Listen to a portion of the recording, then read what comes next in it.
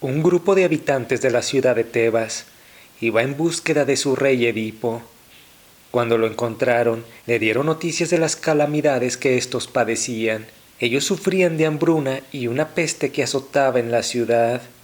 Edipo les dijo que él ya sabía lo que estaba pasando en la ciudad, tras lo cual mandó a Creonte a que se comunicara con el templo de Delfos para que el oráculo les informara cuál era la causa de las calamidades y qué se debía hacer.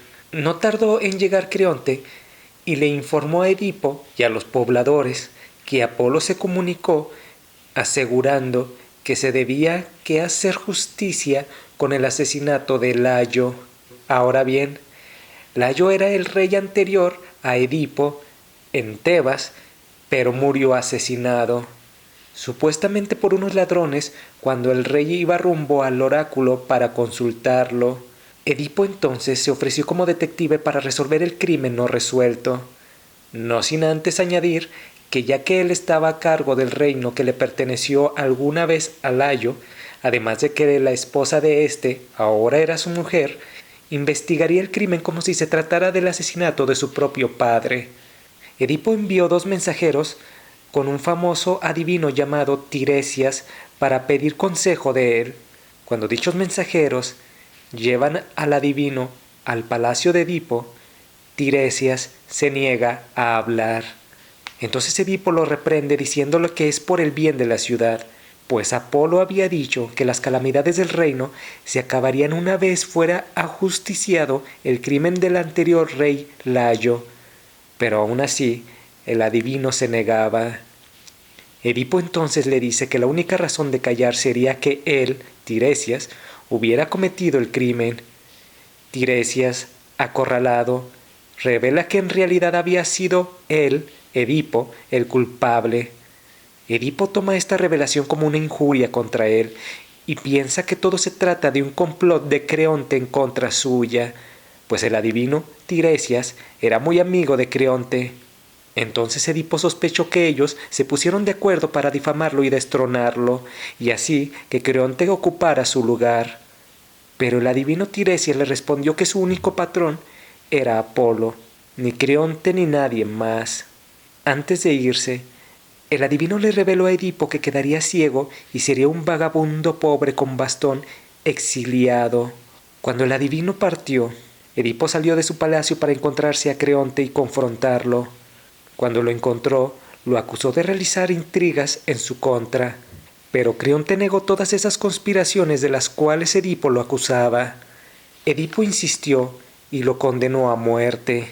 Sin embargo, Yocasta salió del palacio en ese instante y lo separó, pidiéndole a Edipo que entrara al palacio y a su hermano Creonte que se fuera a su casa. Ahora, Yocasta le pidió a Edipo que le contara qué pasó, y Edipo le informó que su hermano Creonte había traído a un adivino para que lo acusara a él de haber matado a Layo y así generar complot en su contra. Yocasta le dijo a su esposo que se relajara, que la adivinación era un arte falso, pues en el pasado un adivino le había dicho a ella que quien fuera su marido en aquel entonces sería asesinado por su propio hijo, lo cual para Yocasta era falso, pues era bien sabido que Layo había sido asesinado por forajidos en un paraje que se dividía en 3 caminos. Cuando Edipo escuchó eso, la sorpresa y la aflicción lo invadieron, y de manera inmediata le preguntó a Yocasta cuál era la apariencia de su fallecido exmarido y cuándo había sido asesinado, a lo que Yocasta respondió que Layo había muerto poco antes de la llegada de Edipo a Tebas, y que en términos de apariencia se parecía un poco a Edipo, a no ser porque Layo tenía cabello canoso. Edipo no podía contener su agonía y le preguntó a su esposa Yocasta si el día en que fue asesinado Layo iba acompañado por gente, a lo cual ésta respondió que sí, eran 5 en total y solo uno había sobrevivido. Pero cuando el superviviente había visto a Edipo en el trono de la ciudad, este le suplicó a Yocasta que lo dejara irse a vivir al campo alejado de la ciudad.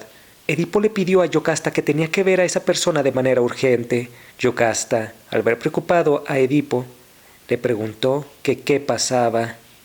Edipo le respondió que hace tiempo, en un banquete, un borracho le había dicho a él que era adoptado y que sus verdaderos padres no eran el rey Pólibo, el corintio, ni la Doria Mérope. Entonces, en casa con sus padres, Edipo les preguntó si era adoptado, y sus padres se afligieron por la pregunta, pero tranquilizaron a Edipo con sus respuestas. Pero en Edipo aún gobernaba la duda, y entonces partió al oráculo de Delfos sin que sus padres supieran. Y el oráculo solo le profetizó a Edipo que engendraría con su verdadera madre una raza de hombres odiosa al género humano y que además asesinaría a su propio padre. Entonces, al escuchar esto del oráculo, Edipo se alejó de su familia para evitar que la profecía se cumpliera y partió lejos de su ciudad. Durante el viaje se topó con un coche en un camino que se dividía en 3 partes. El coche por poco tira a Edipo del camino, pues lo empujó. No solo eso, sino que el conductor de aquel coche le asestó 2 heridas en la cabeza a Edipo con el látigo. Fúrico, Edipo los asesinó. Después de que Edipo hubo contado esa anécdota, se sentía maldecido. Pero Yocasta le pidió que se tranquilizara y que mejor trajeran al único superviviente y testigo de aquel crimen, el cual, por cierto, había dicho que los perpetradores del asesinato de su rey Layo fueron varios forajidos, no solo un individuo, por lo que de ser cierta dicha versión, entonces no podía ser Edipo. Pero en ese instante llegó un mensajero al palacio de Edipo para informarle que su padre, o quien supuestamente era su padre, el rey Pólibo, había muerto. Por tanto, creían pues que la profecía del oráculo era falsa, porque a quien Edipo siempre pensó que había sido su padre, el rey Pólimo, había fallecido de muerte natural y nadie, ni mucho menos Edipo, lo habían asesinado.